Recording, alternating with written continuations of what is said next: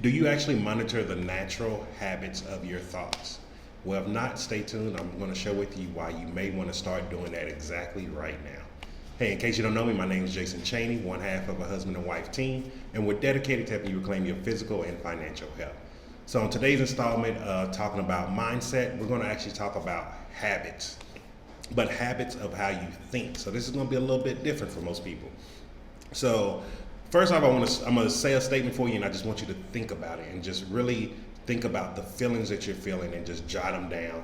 And just, it's not good or bad, but just think about it because it's good to be aware of them. So, here in Colombia, in Medellin to be exact, like people keep telling me there's a way the government passed to where you don't have to pay at least a month or 3 months for rent, services, and things like that. And so, how does that make you feel hearing that? Do it make you feel happy? Do it make you feel resentment? Like, oh, that's lucky for you, must be good, must be nice. One of those good ones a lot of people like to say. But here's the reality. Whether you're thinking good or negative, you're still thinking your thoughts towards something that is not helping and beneficial to everyone. So, yes, that's nice. And there are some people who need to have that. So, like people who do not have the money, people who are lower income, they need those services. But for the people who don't, that's not for you. And so like for me, I'm able to pay my rent, no problem. There's nothing about that. But this is the way I look at it. I want to pay my rent each month. I don't want to not pay it because the landlord, the person who owns this house, is blessing me with a place, comfortable, safe, a good place where it's keeping me and CC safe, a roof over our head. We have running water, we have lights, we have a comfortable bed, no problems at all. So I want to do my part by paying my rent and make sure I can provide money for his family to be able to eat in return. See, that's a mutual beneficial thought. And think about that. Have you ever thought about paying your bills that way? 'Cause I know I didn't think about that when I was paying my mortgage back in the US. I never thought about like, oh man, I want Wells Fargo to be able to eat. I was like, shit, Wells Fargo, get me again, man. Cece, it's the first again. Why we gotta keep paying? And I had to start being grateful. Like it took, and it wasn't easy. And there's still thoughts that I have that are negative, or sometimes I have negative. It's not about becoming perfect. It's about transitioning your thoughts and increasing the transition of when you go from a negative state back into a positive state to keep your vibration going and keep your energy up and provide more service to the world. So like another instance is like there's this YouTube commercial. Like I'm a big feng shui person, crystal person. I'm all into all of that. And so it's a feng shui commercial about a bracelet that's supposed to bring you good luck. It's a black obsidian and some kind of gold. I don't know the exact details. And so it had a Chinese man speaking his story, talking about he used to be a trash man, didn't have money, blah, blah, blah. And then one day I saw it and they had a Jewish looking guy. Then they had a woman doing it. And it was always the same story. And I remember I told Cece, I was like, man, this is a scam. Now remember I told you, so far everyone tells us that if only poor people think things are a scam. And so I was watching it one day, I think it was about 2 weeks ago. I was watching it again and I was like, you know what? I was wrong for thinking that way. Here's the reality. A Chinese man may not speak to everybody. He may not even speak to you, even though he can speak to me because I'm someone who's been studying feng shui, been looking into it for years. So yes, that Chinese man may speak to me because I understand that function of feng shui on a different level, and I'm a history person, so I may want to hear it from a Chinese person compared to an American person. But there's people who are not going to hear his message and get the benefits from it. But that person who may resonate, that looks more Jewish, that person who's a white woman, that person who's a black woman, everybody's going to resonate with someone different. So just because you hear the same message and it's a different person speaking it, does not mean it's a scam. And so that's all about the mindset and how you're thinking and how you're looking at things from the outside, not just from internally, what are they trying to take from me? What are they trying to get from me? Look at it from externally. What kind of value can they provide to multiple people in this world that you may not be able to talk to? And it's really interesting because after I started practicing these mind shifts and understanding gratitude a little better and making an intention to be more grateful for everything I do, it's crazy how much things become simpler. So like right now, if you don't know, Medelline's on quarantine. We've been on quarantine for about 6 weeks now, I think. I can't even remember. And so today I thought was my day to leave to go take care of business. So, went to the ATM, get out the money so I can pay all the bills and go to the store, get whatever we need. Turns out it wasn't my day. And I knew it was my day because me and Cece talked about it last night. 'Cause I was like, hey, tomorrow I'm going to get up early, knock out some work.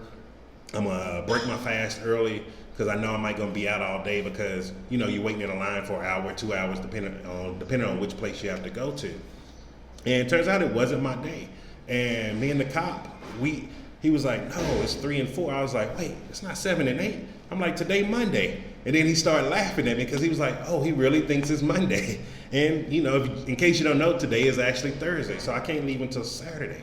And that cop had all the right to give me a ticket because I was in violation. But because I came at it with a positive mindset, I wasn't coming in negative. I wasn't coming in like he owed me something. He was nice to me. He was like, oh, no, it's no problem. He even said, hey, if you want to come in, you can come in. And I was like, no, it's not my day. That's not right.